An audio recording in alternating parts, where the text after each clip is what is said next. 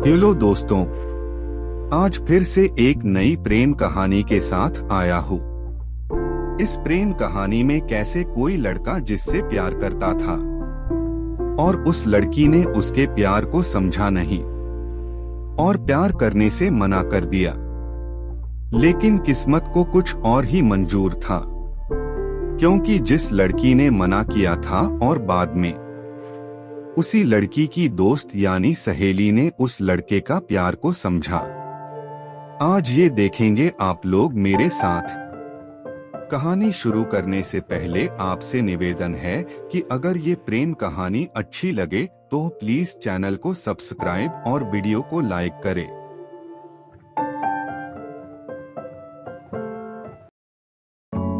सूरज नाम का लड़का अपनी पढ़ाई के सिलसिले में घर से बाहर हॉस्टल में रहा करता था। वह अपनी पढ़ाई पोस्ट ग्रेजुएशन मतलब की मास्टर्स की पढ़ाई कर रहा था। उसकी उम्र लगभग 22 साल थी। वह अपने दोस्त और सहपाठियों के साथ अपने लॉज हॉस्टल में रहकर पढ़ाई किया करता था, लेकिन उसे पढ़ाई की काफी ज्यादा चिंता रहती थी, क्योंकि वह एक मध्यम वर्ग से संबंधित लड़का था जिसे पढ़ने लिखने के लिए उसके माता पिता बहुत ज्यादा मेहनत करके उसे हॉस्टल में रखकर पढ़ाई करवा रहा थे। ऐसे में वह अपने घर वालों को भी कभी धोखा नहीं देना चाहता था, क्योंकि वह जानता था कि उनके माता पिता मेहनत करके उसके पढ़ाई के लिए पैसे का इंतजाम करते हैं। लेकिन जो होने वाला है वह तो होकर ही मानेगा। उसे अपने ही कॉलेज में एक लड़की से बहुत ज्यादा प्यार हो जाता है और उसने उस लड़की से तुरंत ही प्यार का इजहार कर देता है। तुरंत ही प्यार का इजहार करने के बावजूद भी लड़की कुछ दिन का समय लेती है, क्योंकि वह उसके बारे में ज्यादा जानती भी नहीं थे। सूरज मन ही मन यह सोचकर खुश हो रहा था कि वह लड़की उसके प्यार को मान लेगी, लेकिन बाद में इसके विपरीत ही हुआ है। वह लड़की अपने प्यार के लिए सोचने समझने के लिए कुछ दिन का समय मांगा था, लेकिन अगले दिन ही जब वह आती है और सूरज से मिलती है तो सूरज से कहती है कि आपसे एक बात करनी है अकेले में। वह लड़की सूरज को अकेले में ले जाकर कहती है कि मैंने बहुत सोचा समझा और इस नतीजे पर पहुंची हूँ कि मुझे आपसे किसी प्रकार की कोई भी प्यार हुआ नहीं है, इसलिए मैं आपसे प्यार और आपका प्यार को नहीं कबूल कर सकती हूँ। जैसे ही सूरज लड़की का जवाब सुनता है, वह धीरे से अपने कदम पीछे कर लेते हैं और वहां से चले जाता है। धीरे धीरे कुछ दिन बीत जाने के बाद सूरज के मन में उस लड़की के विषय में किसी भी तरह की कोई जानकारी नहीं बचती। मतलब यह है कि सूरज को भी अब किसी तरह से उस लड़की से कोई भी रिश्ता नाता नहीं रह जाता है। वह पढ़ने लिखने में काफी ज्यादा तेज लड़का था और घर के और परिवार के जिम्मेवारी को भी समझता था। एक दिन की बात है, उसी लड़की के साथ उसकी सहेली उसके साथ घूम रही थी। सूरज भी उस दिन मैदान में ही था जब वो दोनों लड़कियां कॉलेज के मैदान में घूम रही थी। जैसे ही उस लड़की की सहेली की नजर सूरज पे पड़ती है तो उस लड़की को सूरज काफी ज्यादा पसंद आ जाता है। उस लड़की की सहेली जो सूरज को देख रही थी, उसका नाम सोनी था।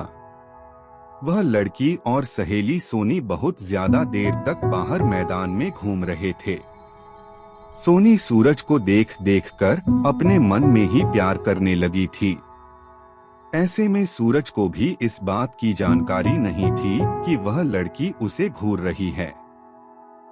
सोनी ने मन ही मन उसे अपना स्वीकार कर लिया था, क्योंकि सूरज भी देखने में काफी ज्यादा अच्छा लगता था। यह अलग बात है कि सूरज अच्छे कपड़े नहीं पहनने के बावजूद भी वह बहुत ज्यादा रोमांटिक और रोमांस से भरपूर लड़का देखने में लगता था। सोनी मन ही मन मुस्कुरा रही थी सूरज को देखकर, क्योंकि उन्हें यह पता था कि सूरज की उदासी को देखकर यह लगता है कि उसका कोई भी गर्लफ्रेंड नहीं है। ऐसे भी सोनी को यह पक्का मालूम था कि अगर सोनी उसे प्रपोज करेगी तो सूरज तुरंत ही एक्सेप्ट कर लेगा बिना सोचे समझे।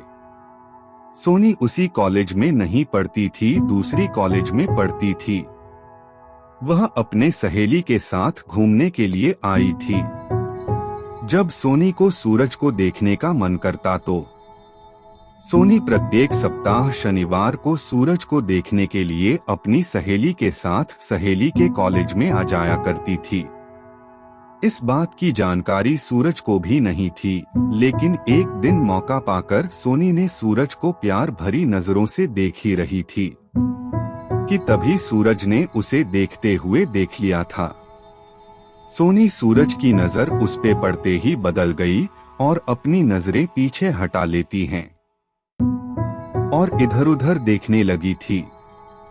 फिर जैसे ही सूरज कहीं दूसरी जगह देखने लगता तो सोनी फिर सूरज को टकाटक नजरों से देखने लगती थी।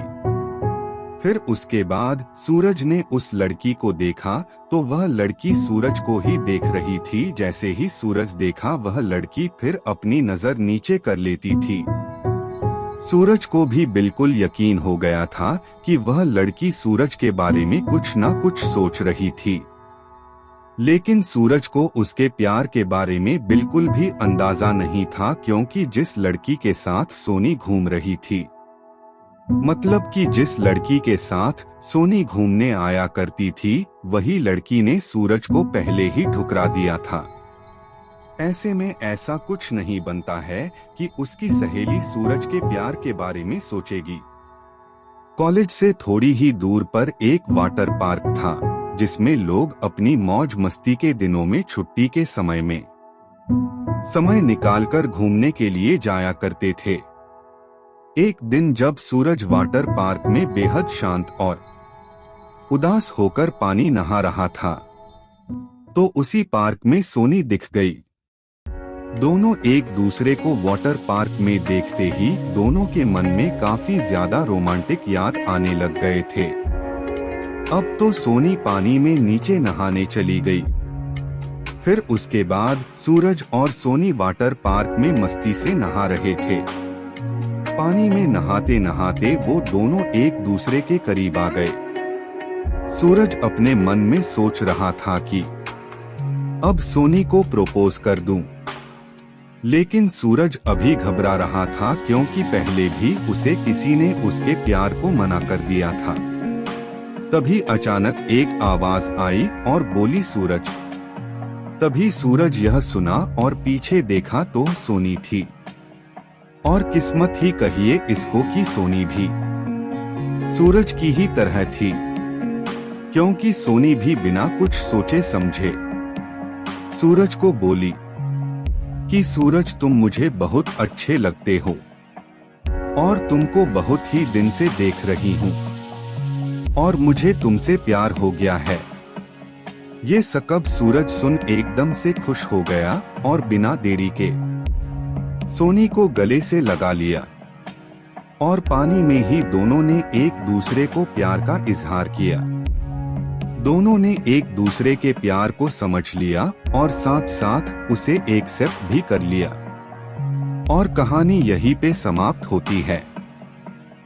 इस कहानी से हमें यह बात पता चली कि अगर कभी किसी लड़की ने मना कर दिया तो यह नहीं सोचनी चाहिए कि आप में ही कुछ कमी हो सकता है उसके और आपके विचार मेल नहीं होते हों और अपने जीवन में आगे बढ़ते रहना चाहिए, क्योंकि हो सकता है बाद में आपको उससे भी अच्छी मिल जाए जो आपसे बहुत प्यार करे।